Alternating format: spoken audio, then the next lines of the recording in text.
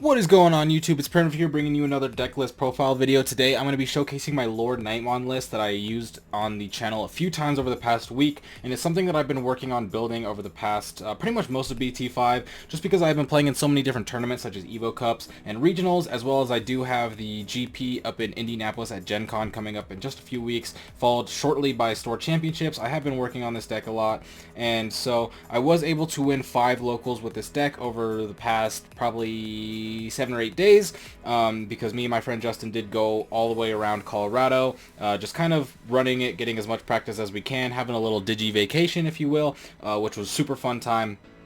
But with that being said, if I do make any changes to this list before Gen Con, I will post an updated list after Gen Con.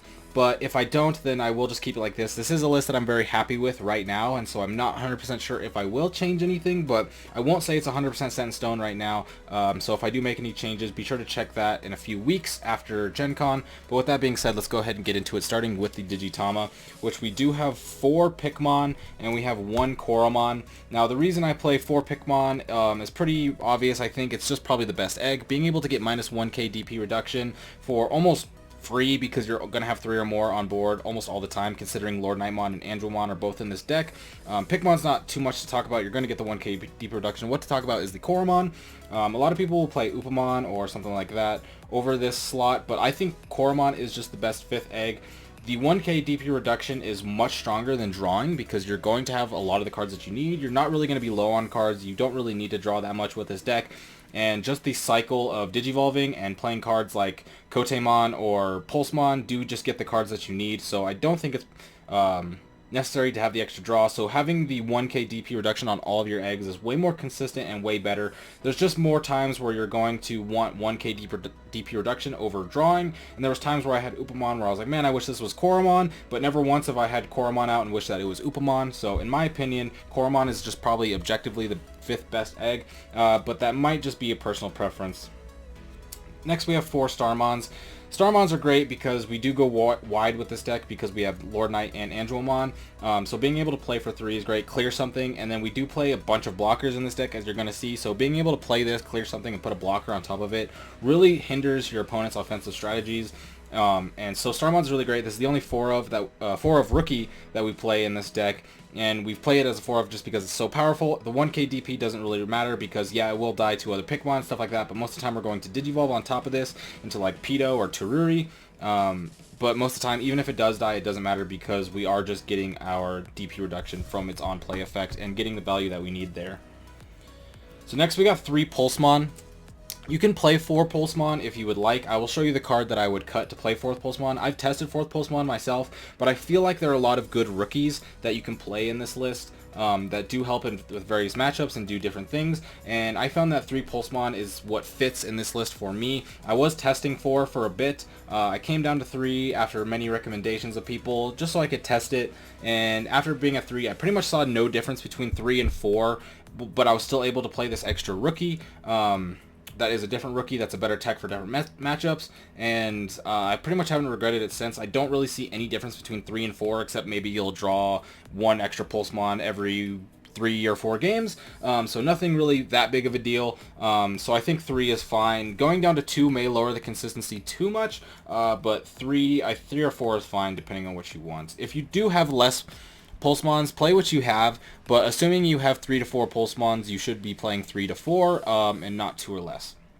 Next we have 3 Bushi. I've slowly gone up with this card. I started off with 1 Bushi in this list as just a tech, and slowly have gone up. This card is amazing. I love 3. I definitely wouldn't go, well, I've considered going to 2, but I've decided against it. I like 3, and I definitely wouldn't go to 4. 4 would be way too clunky, but this card is just absolutely insane.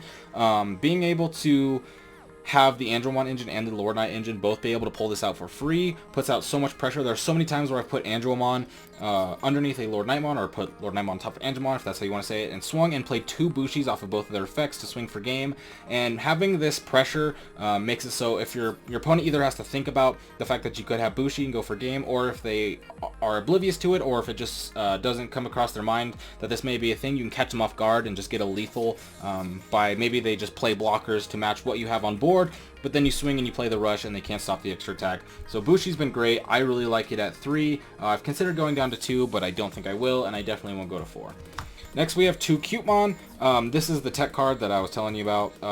This isn't the card that I would cut for Pulsemon, but I did technically cut Pulsemon for this card. But I will show you in a second what card I would cut if you're going to play Pulsemon. But I would play the 2 Cutemon. This card is amazing in multiple matchups. Purple, green, Imperial Jamon, just all kinds of stuff. It really only feels bad in the Mirror and Rookie Rush, which you have other cards for that anyway. So being able to tech for this in other decks is really good. I mean, I played this as a tech, as a 1-of, and I went up to 2 for a reason, because I was so impressed at this little bunny with headphones, because it just shuts down so many decks. Like, if you saw my match versus my opponent at Atomic West in the finals versus the Imperial, the Cutemon shut them down both games. They just weren't able to Digivolve into Imperial without going to my turn, which basically made it so at no point could they really get ahead. They were just swinging in with Dino Beamons to get chip damage, but at no point were they actually going to threaten being able to swing in for game.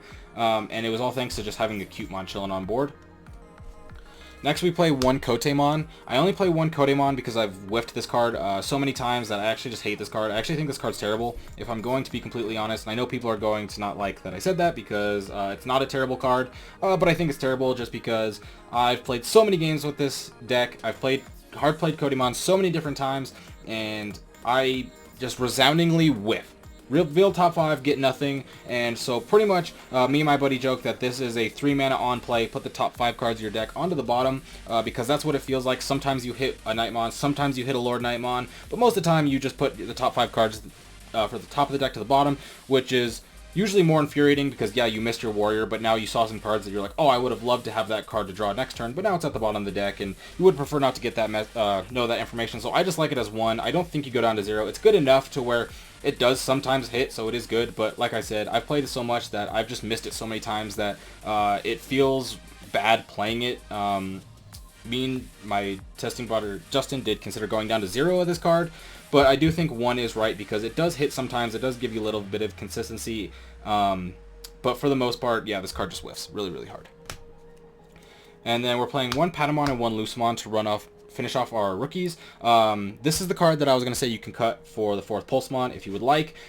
Because this is kind of the flex slot. I like Promo Patamon here. I like 2 recovery cards. In a lot of the yellow decks I've played, I like 2 recovery cards. Lucemon you're going to play for sure, because we are playing LordKnightmon and we are playing Angelmon, which means that you're going to be able to very consistently play this for free, get the recovery for free, and get a free 10k on board.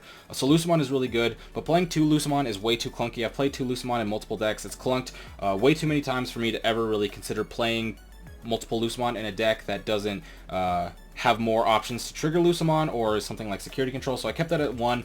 And Patamon is like a pseudo Lucemon where it recovers, but it does have a requirement, but it is a little bit more flexible in the fact that it can digivolve onto your egg, which means you don't brick as much for digivolving onto your eggs, as well as it is a 4 to drop, which at times is good. This is the only 4 to drop rookie that we have, I believe, yeah, because Bushi's 5, and so being able to play this when you have 3 memory from TK and putting your opponent to 1 at times is helpful. I wouldn't say that's the reason to play it. The main reason I play it is because it is like a pseudo Lucemon that doesn't brick the rookie. But like I said, this is a flex spot. This can be pretty much any card that you would like it to be, but I like Promo Patamon. Then getting into champions, there's not much to really explain here. 4 Turi, 4 Pedo. These are 1 to Digivolve. These are very standard. The 4 Pedo just makes sense. It's a blocker. This card's insane. Digivolving this onto stuff like Patamon after you recover and getting a blocker up really shuts down a lot of pressure, and Digivolving it onto Starmon makes it not just die right away because it's 1k, and this card's amazing. And then we play 3 Unimon, and Unimon is the one that's maybe something that can explain, because not everybody plays Unimon, but I think Unimon is absolutely insane. It's really good in a lot of matchups, but specifically in the mirror is what made me cut the Gladimon, because I was playing 1 Gladimon for a little bit, but like I said, Gladimon, Kotemon, not my cup of tea, not really a big fan.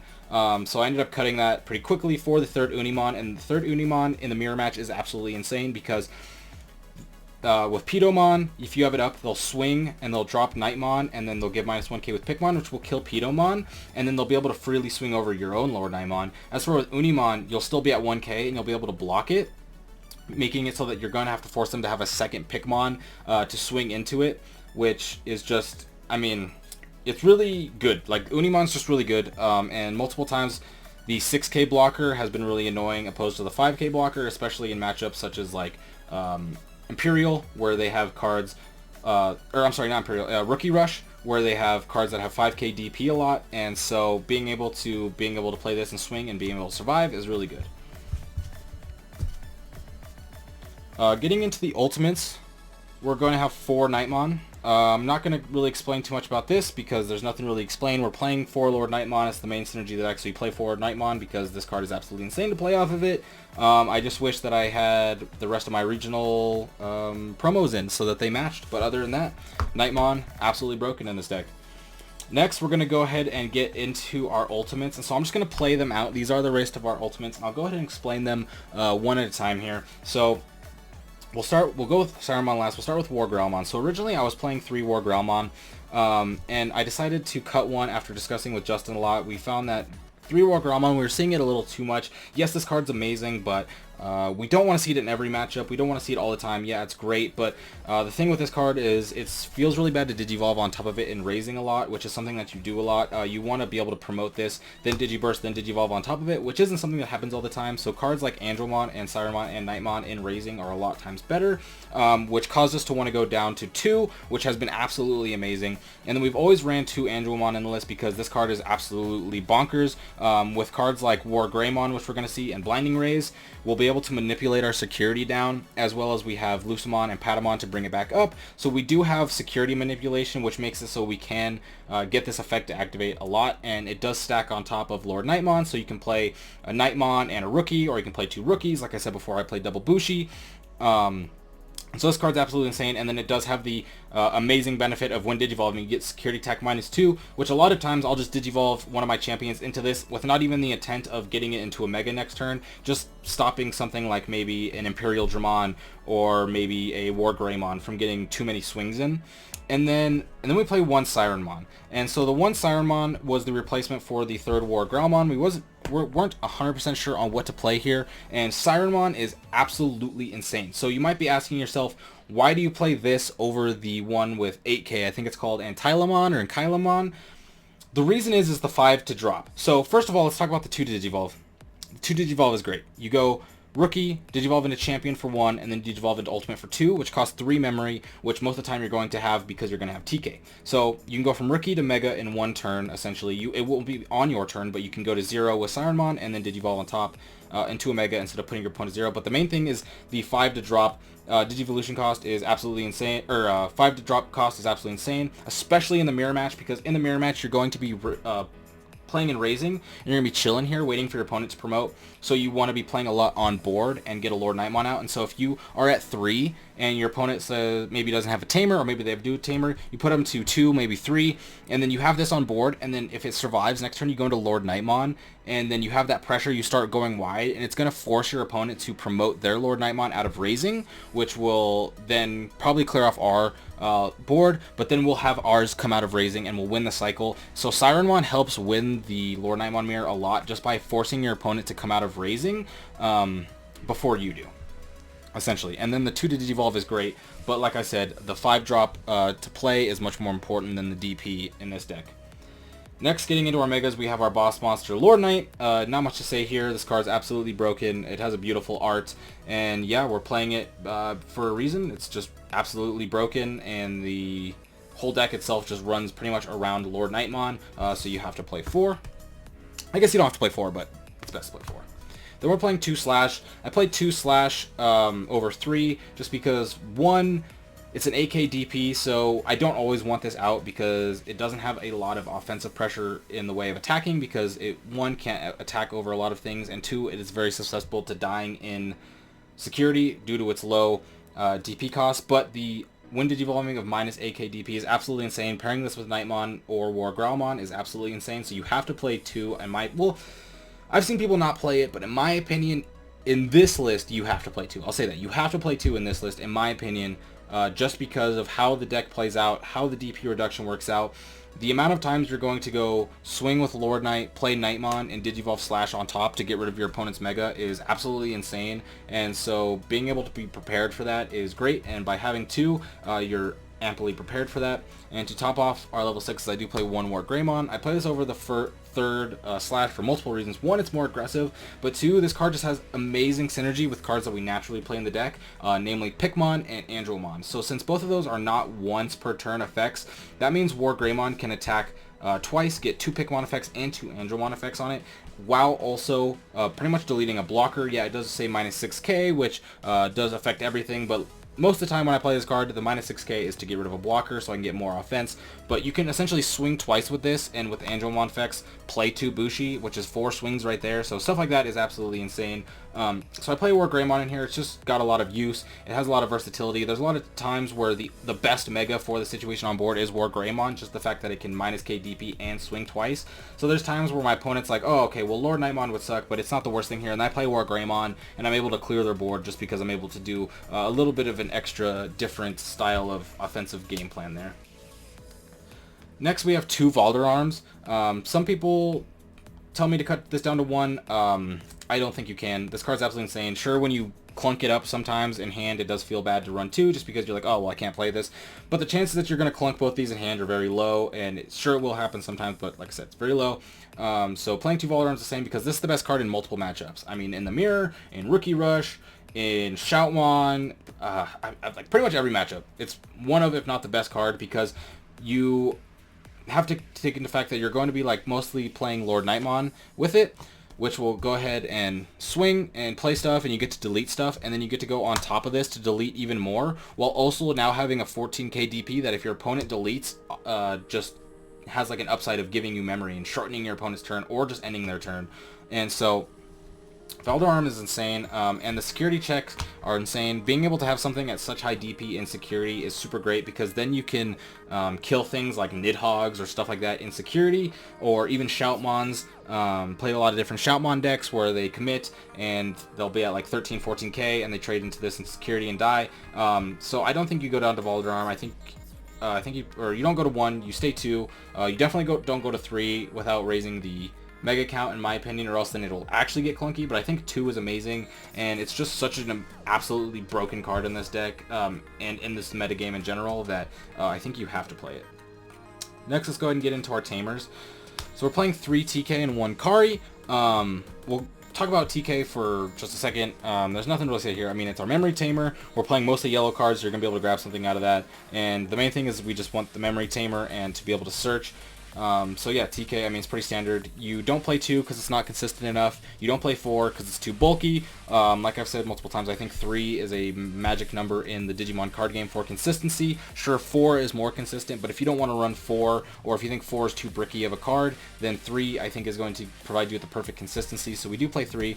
So now going into Kari, if you look back at my matches, you will see me play Kari in some matches, and in some matches you'll see me play a Spiral Masquerade. And that is the card that I was telling you about at the beginning, that the first couple locals that we played, we were playing Spiral, and then the last couple locals I was playing Kari. So the reason I cut Spiral is because we originally cut a Blinding Ray for Spiral to help out in the Rookie Rush matchup, because my state is absolutely flooded with Rookie Rush, and so I had to so we had to like prepare around it. But then after doing a lot of testing and a lot of figuring out the matchup, I figured out that the cards in the deck weren't what made the matchup. It was how you approach the matchup. It's how you raised. It's how you digivolved. How you spent your mana, stuff like that. That's how you win the matchup. It's not necessarily the cards in your deck.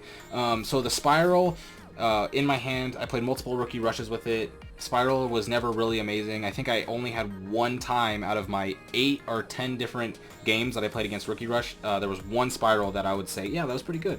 So we were going to cut it and put in the third Blinding back in, but I wanted to test Kari because I have played against LordKnightmon mirrors, and I just felt like the Kari in that matchup was super, super annoying for me. I wanted to consider testing it out, so I figured since we had an empty slot, we might as well test it out. And after testing this card, it was absolutely insane. This card's been absolutely nuts. If you go back and watch my Atomic West run, you will see in the finals that this card activates like 8 or 9 times or something in the 2 matches that we play. And if you watch the Advantage Games finals between me and Justin, where we play the 55 card mirror, you'll see that Kari essentially single-handedly won me game 2, because I was able to shut off the whole Lord Knight Swing Knightmon mirror stuff by just ending the turn and making it so they couldn't digivolve on top of the Knightmon. So this card has been absolutely insane. I'm super stoked on this card. At the moment, I have no intention of changing it just because it's been so good, but it's not this card's not set in stone yet. Just because I don't have plans to change it right now doesn't mean I won't. I've only played maybe less than 15 best of threes with this card, which in the grand scheme of tournament testing is not a lot of best of threes to play with a full list to test it. So as much as I would say right now Kari's been absolutely insane every single time I've played it, things may change. I may find something better that works on the slot, but as of right now, the Kari is really good. And also, I guess I should mention that this works with LordKnightmon and Blinding Ray, as well as it works when you play TK. So there are just natural cards in the deck that work with this. So you can Blinding Ray for 3.